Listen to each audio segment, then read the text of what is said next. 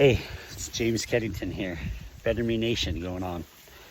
I'm up in Park City, doing a nice hike out in the outdoors.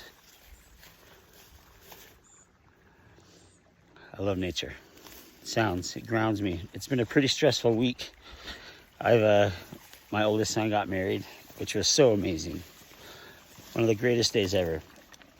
And but that comes with a lot of stress, a lot of worry, a lot of emotions, a lot of new relationships, and it piles on.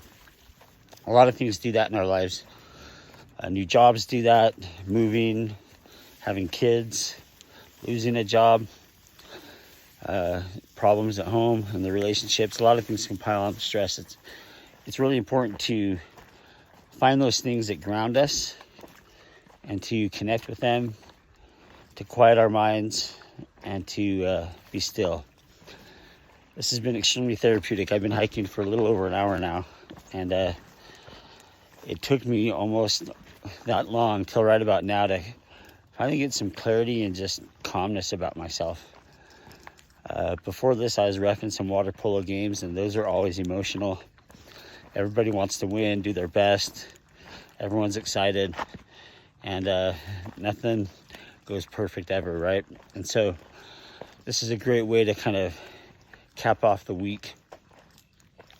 Something that was coming to my mind, I took the top of the mountain, I took a little break and ate some food and was thinking about the different ways, the different experiences that I've had as a coach and a referee in water polo, and how I responded to those situations. And my mind was taken back to, let me stop there. Let me kind of go back. I was thinking about all the bad ways I responded to situations more than anything else. And the last few weeks, as I've been reffing games, I've changed how I approach the beginning of every game. And it's spilled off into how I approach the beginning of a greeting with a new friend or an old friend, anybody really.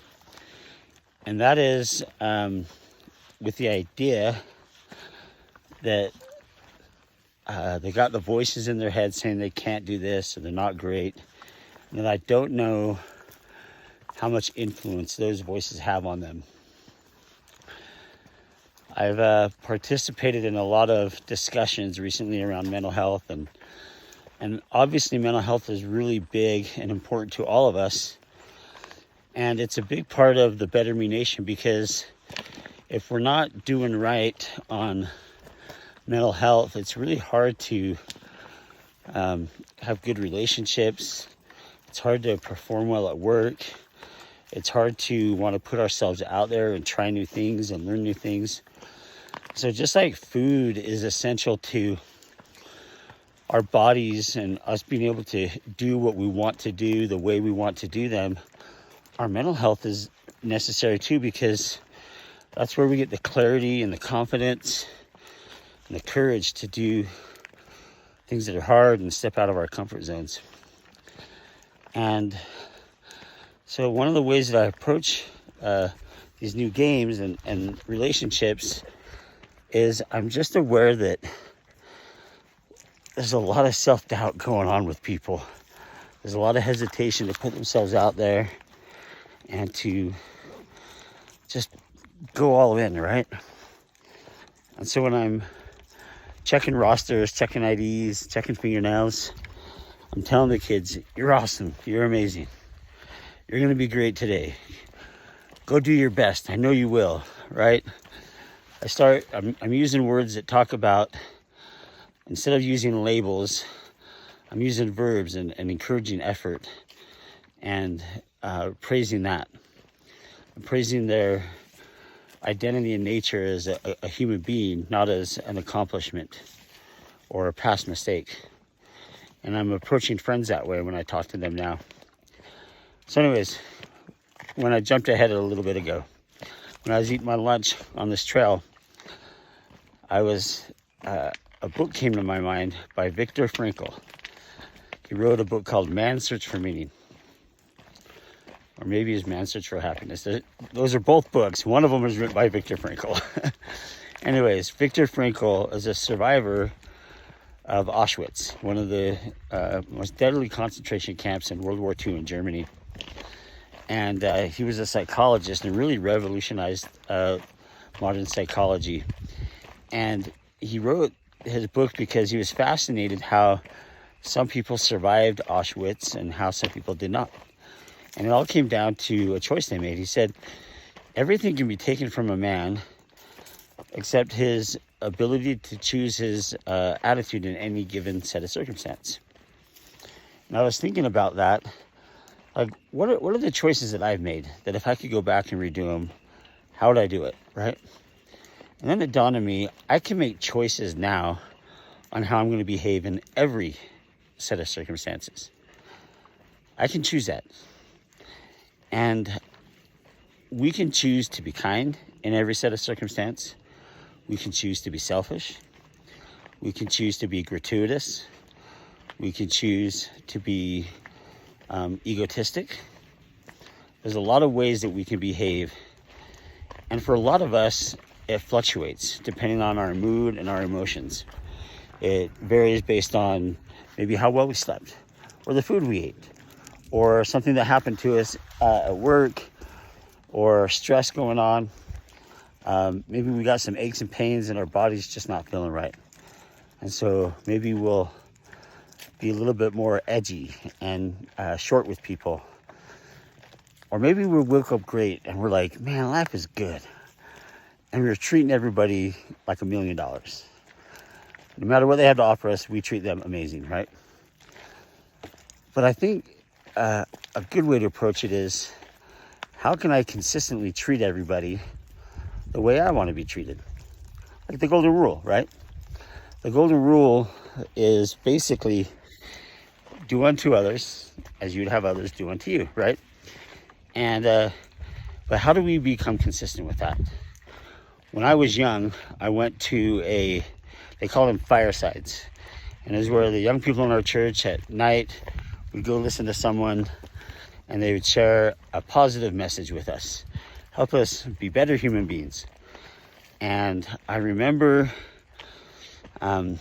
Sister Ernest was her name. I don't remember her first name. When you're young, everybody's brother or sister, right? Well, Sister Ernest, she was actually Mrs. America at one point. And she gave a little fireside, little motivational speech about choices. And she gave us all keys. I don't know what the keys had to do with it, but it was symbolic and helped seal this message in. It's like, choose now. What are you going to do? When someone offers you alcohol, what are you going to do?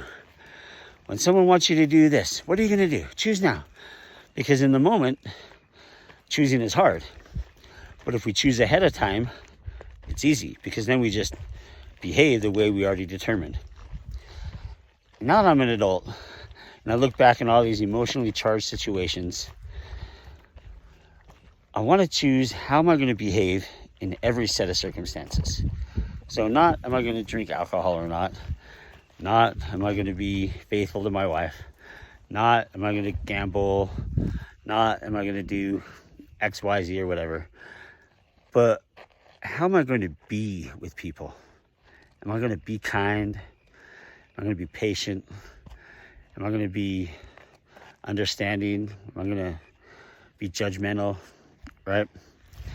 And so those are the choices that I'm making right now. And I found that as I've been more kind and more encouraging to these young water polo athletes, that I see the smiles, I see the effort, I see the brightness in their countenance elevate as I say those things. And you know what? I like that, because I know that even though they may be going through something pretty rough, in that moment, they were relieved of it. And I was relieved of whatever I was going through, because I felt that with them. I felt that I made a difference in that moment. So my message for you today is, what will you choose to be in every set of circumstances? What are you going to choose? Are you going to choose to be reactive and let your emotions dictate your responses? Or are you going to choose to be kind? No matter what they say to you, no matter what they do, no matter how they cut you off, no matter their elevated emotional responses, will you choose to be direct and honest and candid? Will you choose to be compassionate? Or will you choose to exercise justice? What's yours? What's your choice? And you know what? It's going to be different for all of us. I think intuitively we all say, yeah, I want to be kind. I want to be compassionate. And I think we all can be kind and compassionate. But there's other things we can be too, right? For example, my brother and I, we're completely different people. Well, I have two brothers. And I'm very different from both of them. I'm not going to be the same as them in every set of circumstances. One of my brothers, he's very analytical. And he's so good with those analytics. It helps him be extremely objective and fair and resolute. And I'm much more driven by emotion, right? And so that allows me to have a lot of compassion too, right?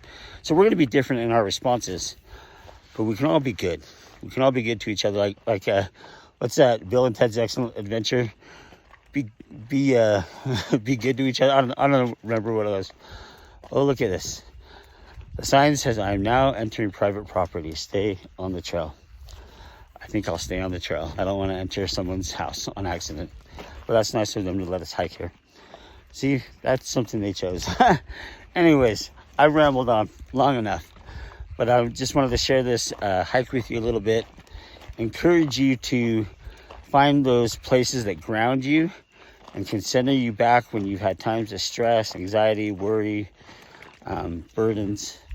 And go back and clear your mind, clear your soul.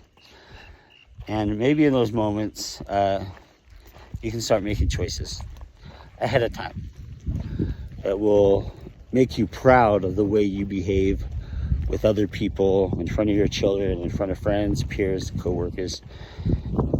And maybe, just maybe, that will lead to a better life and a better you. I know it will.